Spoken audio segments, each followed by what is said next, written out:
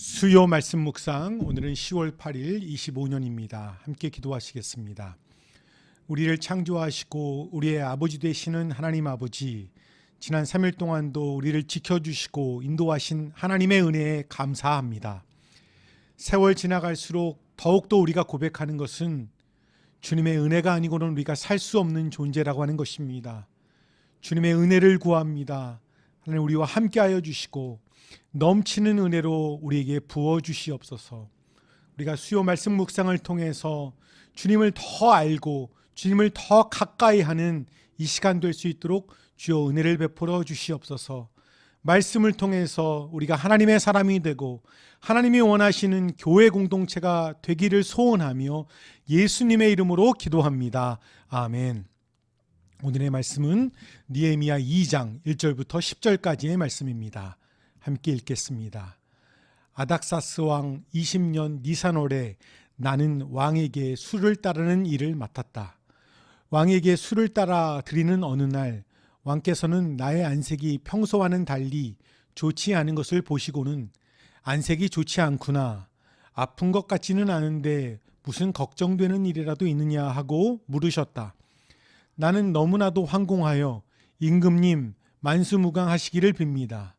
소신의 조상이 묻힌 성읍이 폐허가 되고 성문들이 모두 불에 탔다는 소식을 듣고서 울적한 마음을 가누지 못한 탓입니다 하고 아뢰었더니 네가 바라는 것이 무엇이냐 하고 왕께서 또 나에게 물으셨다.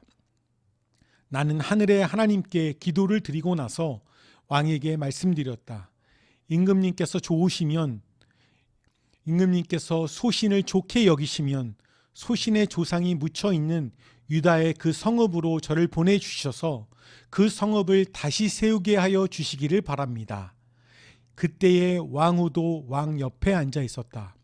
왕은 그렇게 다녀오려면 얼마나 걸리겠느냐, 언제쯤 돌아올 수 있겠느냐 하고 나에게 물으셨다. 왕이 기꺼이 허락하실 것 같은 생각이 들어서 나는 얼마가 걸릴지를 말씀드렸다. 나는 왕에게 덧붙여서 말씀드렸다. 임금님께서 좋으시다면 소신이 유다까지 무사히 갈 수 있도록 유프라데스 서쪽 지방의 총독들에게 보내는 친서를 몇 통 내려주시기 바랍니다. 또 왕실 숲을 맡아보는 아삽에게도 나무를 공급하라고 친서를 내리셔서 제가 그 나무로 성전 옆에 있는 성체 문짝도 짜고 성벽도 쌓고 소신이 살 집도 짓게 하여 주시기 바랍니다. 나의 하나님이 선하신 손길로 나를 잘 보살펴 주셔서 왕이 나의 청을 들어주었다. 왕은 나에게 장교들과 기병대를 딸려 보내어 나와 함께 가게 하였다. 그래서 나는 길을 떠나 유프라테스 서쪽 지방의 총독들에게로 가서 왕의 친서를 전하였다. 호론 사람 사발락과 종로로스를 하던 암몬 사람 도비야에게 이 소식이 들어갔다. 그들은 어떤 사람이 이스라엘 자손의 형편을 좋게 하려고 오고 있다는 것을 알고서 몹시 근심하였다고 한다. 아멘. 지난 수요일에 우리는 페르시아의 왕궁에서 술관원으로 일하는 느헤미야가 조국 예루살렘의 소식을 듣고 금식하며 기도하는 것을 살펴보았습니다. 오늘 말씀은 1장에 나오는 사건이 4달이 지난 니산월, 즉 4월에 일어난 일입니다. 왕과 왕비가 식사를 끝내고 함께 기대어 있을 때에 느헤미야가 그들에게 포도주를 진상합니다. 왕은 느헤미야에게 얼굴에 수심이 있느냐는 질문에 느헤미야는 예루살렘의 상황을 말하게 됩니다.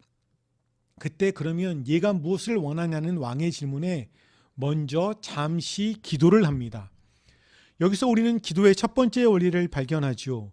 바로 순간 기도하는 것입니다. 누군가를 만나서 식사를 하고 이야기를 나눌 때도 우리는 순간 기도하는 것입니다. 그 만남과 대화가 하나님이 이끄시는 시간이 되기 위해서 기도해야 되는 것이지요. 가게에서 손님을 대할 때도, 교우들과 함께 즐거운 시간을 보낼 때도 우리는 기도해야 합니다.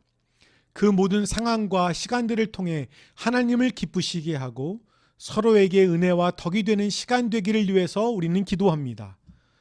운전대를 잡을 때도, 일을 할 때도, 말씀을 읽고 묵상할 때도 하나님의 도움을 구하는 우리를 기도를 하게 됩니다. 또한 우리는 기도와 기다림은 같이 가는 것임을 알 수 있습니다. 4달이 지난 그 뒤에도 느헤미야는 지치지 않고 힘들 때도 있었지만 기다리면서 기도를 하는 것이 신앙인의 자세임을 우리에게 보여주고 있습니다. 잠시 기도 후에 느헤미야는 예루살렘 성을 중건하게 해달라는 요청을 합니다. 그 말을 들은 왕은 그 모든 일이 시간과 계획을 어떻게 될지를 묻습니다. 이에 느헤미야는 분명한 기한을 정하고 왕이 조서를 내려서 필요한 조치와 물품들을 요구합니다. 느헤미야가 왕께 응답한 것을 보면 그가 계획을 분명하게 세웠음을 알 수 있습니다. 하나님께서 역사하여 왕의 마음을 움직이는 기다림의 4달 동안 느헤미야는 계획하고 꿈꾸며 계산하고 평가하며 준비하고 있었던 것입니다. 그러기에 그 모든 여행과 일에 시일이 얼마나 걸릴지를 정확하게 알고 말할 수 있었던 것이지요. 많은 믿음의 좋은 그리스도인들은 준비하는 것을 믿음이 없는 것으로 착각하는 경우가 간혹 있습니다. 그러나 하나님께서 기도를 들으시는 줄 믿는 믿음의 사람은 그때를 알고 믿고 준비하는 사람입니다. 기도 없이도 모든 일이 이루어질 수 있다고 생각하는 사람은 신앙인이 아닙니다. 그러나 우리의 준비와 노력이 필요 없다고 생각하고 모든 일을 하나님에게만 맡기는 것은 건강한 신앙인의 자세가 아닙니다. 신앙은 무질서와 동의어가 아니며 주님의 깊은 계획을 경시하지 않는 균형 잡힌 믿음이 우리에게 필요합니다.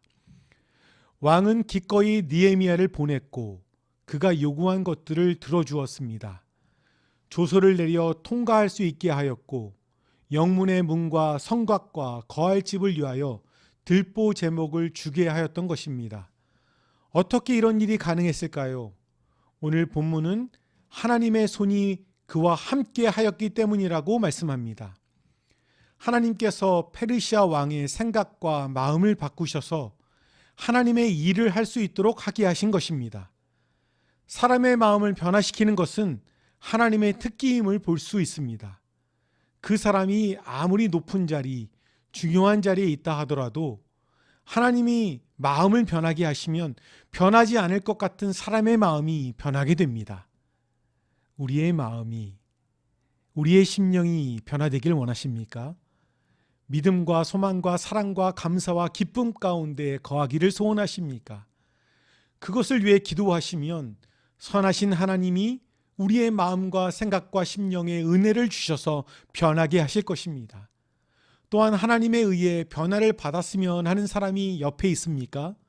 그를 위해 기도하십시오. 하나님께서 역사할 날을 믿음으로 기다리며 기도하는 믿음의 사람의 기도를 응답하실 것입니다.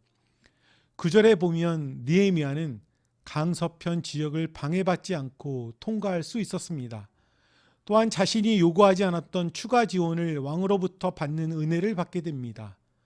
그러나 느헤미야는 예루살렘에 도착하자마자 호론 사람 산발락과 암몬 사람 도비아의 저항에 직면하게 됩니다.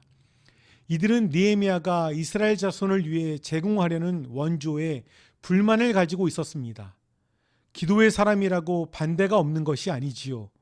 때로는 그 반대가 하나님의 뜻을 방해하기보다 오히려 주님의 뜻을 강화시켜 주기도 합니다.